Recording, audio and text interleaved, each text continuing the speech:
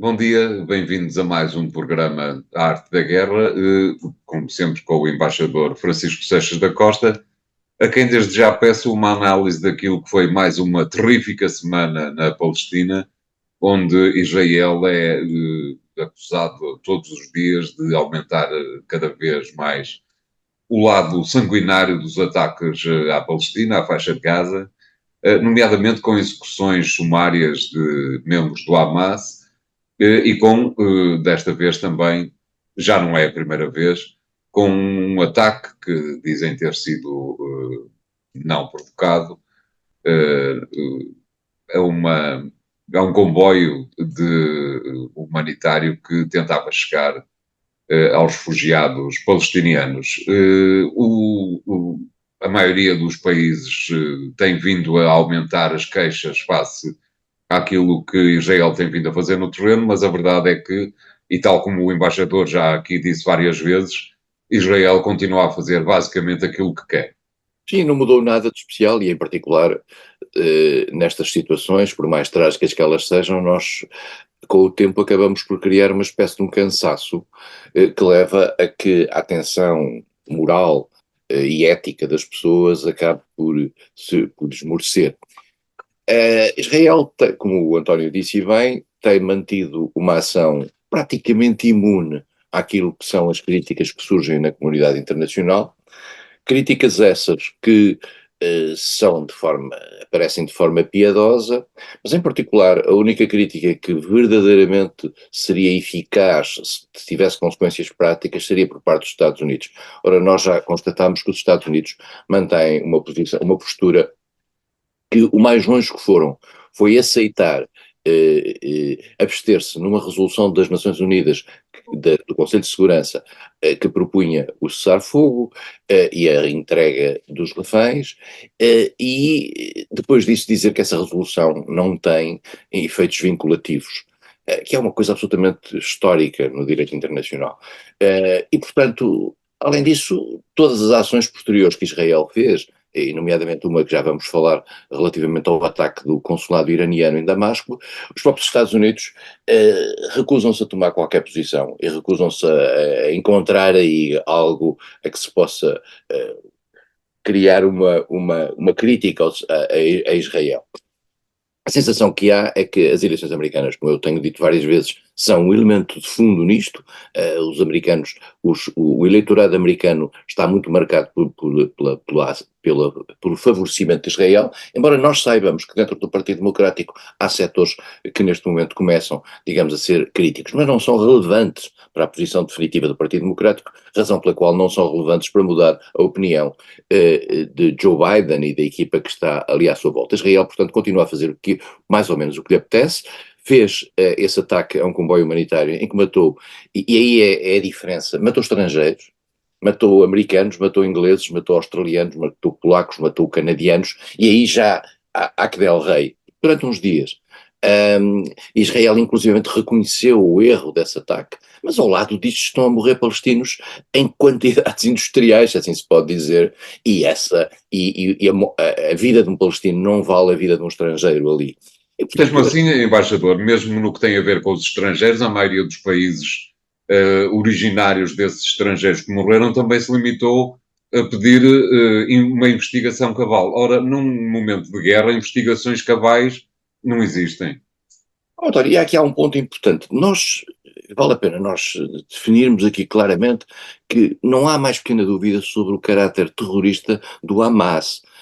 Isso é que não, portanto, nós não pomos em dúvida o caráter terrorista do Hamas, da ação do Hamas, do rapto, do rapto, e mais do que isso, do rapto e da manutenção em cativeiro de pessoas raptadas com eventuais abusos que seguramente muitas delas estarão a sofrer. Mas nós estamos a falar de um movimento terrorista e estamos a falar de um Estado. E o que nós procuramos não é a lei do talião, olho por olho, dente por dente, é dizer um Estado tem obrigações que um movimento terrorista não tem. Um Estado tem uma dimensão moral. Israel perdeu essa dimensão moral, está a perder essa dimensão moral. E quando nós vemos o ataque de Israel ao Hospital de Al-Aqsa, por exemplo, em Rafah, quando nós assistimos dizer, o Israel diz, matámos 200 terroristas do Hamas. Mas como é que nós sabemos que são 200 terroristas do Hamas? Quer dizer, o que é que nos garante que essa liquidação foi feita, digamos, proporcionadamente, isto é, seriam mesmo durante os terroristas do Hamas? É porque hoje em dia, tendo em conta aquilo que é a desproporção da ação de Israel, nós não temos a certeza se Israel está a falar a verdade ou a falar mentira. Bem, Israel. evidentemente que quando os israelitas perguntaram a esses membros do Hamas se eles eram membros do Hamas, eles já estariam mortos. Pois, eventualmente teriam alguma dificuldade em responder. Israel, por outro lado, também fez uma ação cuja reivindicação é cinzenta, num ataque ao consulado iraniano em Damasco, que matou várias pessoas, entre os quais iranianos, entre os quais também sírios, eh, a comunidade internacional também se mostra, digamos, dividida em relação a isto, faz uns votos piedosos no sentido de dizer Israel não pode fazer isto, ou não devia fazer isto. Nós temos que perceber uma coisa, quer dizer, não há um estado de guerra entre Israel e a Síria, para a Israel poder entrar pela Síria dentro e fazer um ataque a um consulado, ainda por cima, com todo, digamos, o efeito em termos de direito internacional que o ataque a um consulado tem. Mas a parte disso, digamos, o ataque a uma instalação protegida pelo direito internacional na Síria, passa desapercebido a uma espécie de abafar da indignação no plano internacional. E portanto estamos assim, as negociações entre os dois, entre Israel e o Hamas, por intermediação dos Estados Unidos, do Egito, do Qatar, etc., não funcionam, os reféns não são devolvidos a Israel, dentro de Israel há uma grande manifestação de desagrado face ao modo como o governo tem conduzido as operações de resgate dos reféns nos últimos 5 meses, o que fez com que, até agora, digamos, as ruas de Tel Aviv se encham ciclicamente de protestos contra Netanyahu. Netanyahu, entretanto, foi objeto de uma operação de uma hérnia, e vários setores internacionais pensavam que isso seria, digamos, o princípio do fim de Netanyahu. Não me parece que uma hérnia justifique isso. De qualquer maneira, a sensação que se tem é que se houver eleições em Israel, Netanyahu perdê-las-á, se houver eleições em Israel, sobe a oposição, e a oposição não tem relativamente a Gaza e à postura atual do atual governo face aos palestinos uma posição muito diferente daquela que tem o governo Netanyahu.